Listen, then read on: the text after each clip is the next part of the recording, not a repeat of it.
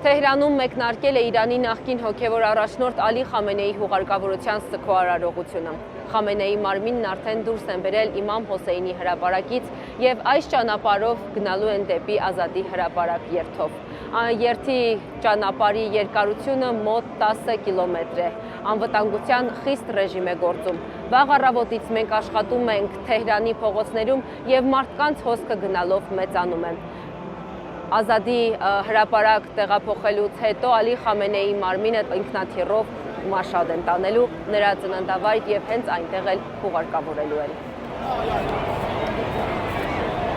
Միլիոնավոր քաղաքացիներ Իրանի տարբեր շրջաններից ու արտասահմանից եկել մասնակցում են սգո երթին։ Փողոցները մարդաշատ են։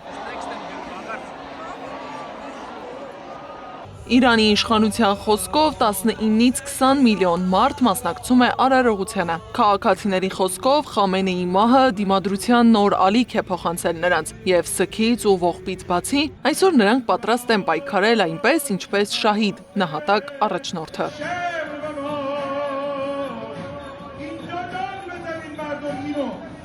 Հոգևոր առաջնորդի եւ ընտանիքի անդամների մարմինները Թեհրանով պտտել են ավելի քան 10 կիլոմետր։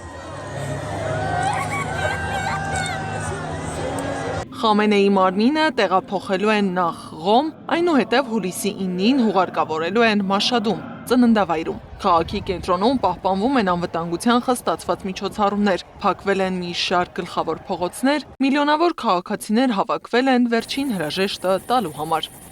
Գառնի Մութաֆյան, Անի Աբաղյան, Մեհեր Դավթյան, ABC Media, Թեհրան։